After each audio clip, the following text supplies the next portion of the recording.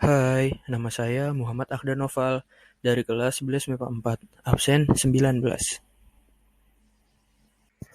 Hari ini saya akan menjelaskan tentang dua materi. Yang pertama, kalimat persuasif, dan yang kedua, kalimat efektif. Kalimat persuasif.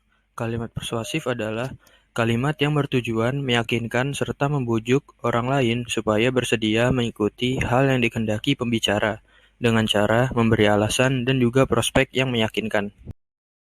Ciri-ciri kalimat persuasif. Yang pertama, terdapat kata-kata ajakan seperti marilah, ayo, dan lain-lain. Yang kedua, diberi rima supaya pembaca atau pendengar selalu mengingat kalimat tersebut. Yang ketiga, menggunakan bahasa iklan, himbauan, dan slogan. Yang keempat, terdapat tanda seru.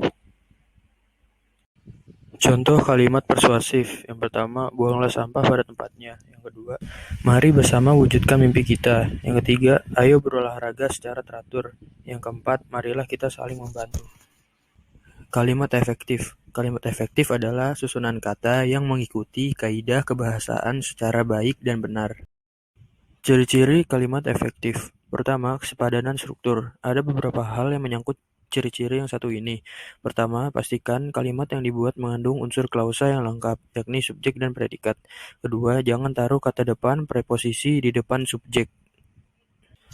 Yang ketiga, hati-hati pada penggunaan konjungsi yang di depan predikat, karena membuatnya menjadi perluasan dari objek.